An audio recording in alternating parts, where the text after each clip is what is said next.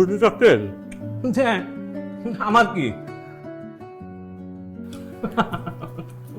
Please আপনি ওরকম কুৎসিতভাবে হাসবেন না। দুনিয়াতে কারো হাসি কুৎসিত না, আমার চেহারাটা আসলে এরকম, তবে আমার মন কিন্তু ডালিমের মতো।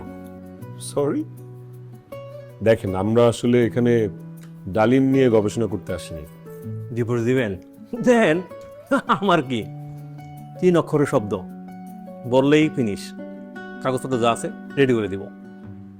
আপনি কি আমাদের সাথে ফাজলামি করছেন? উকিলের কাজ কি ফাইজলামি করা? আপনারা আসছেন ডিভোর্স দিতে, হয়ে যাবে। তবে আপনাদের দুজনে দেখা মনটা বড়ই আনন্দিত লাগতেছে। স্বামী স্ত্রী দুজন আসছেন ডিভোর্স দিতে, কোনো হাউকাও নাই, মারামারি নাই, চিল্লাচিল্লি নাই। আপনাদের কাজ হয়ে যাবে, আমি সব করে দিব। এটা কিন্তু একটা বিরল ঘটনা। আপনারা কি সত্যি ডিভোর্স দিবেন? দেখুন, আমরা দুইজনই শিক্ষিত পরিবারের, সম্ভ্রান্ত পরিবারের। আমরা বাসা থেকে সিদ্ধান্ত নিয়ে এসেছি মিউচুয়ালি যে আমরা আলাদা থাকবো। রাখেন রাখেন রাখেন, আলাদা থাকবেন মানে? একটু আগেই তো বলেন ডিভোর্স দিবেন।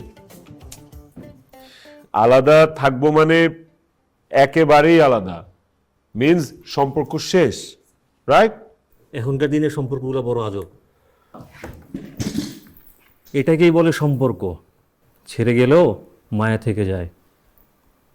বসেন বসেন, আরে বসেন না, বসেন বসেন।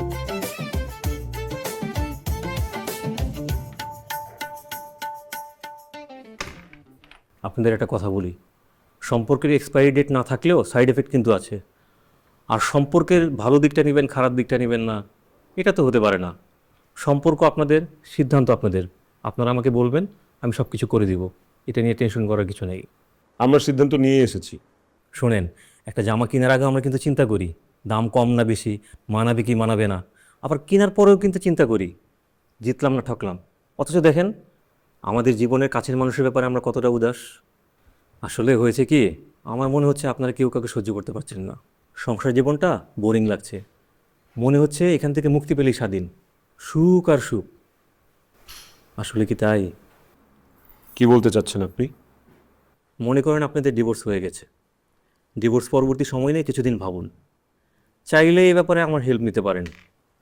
আমার পরিচিত একজন সাইকিয়াট্রিস্ট আছেন, উনি দুনিয়ার সব কমন রোগের চিকিৎসক।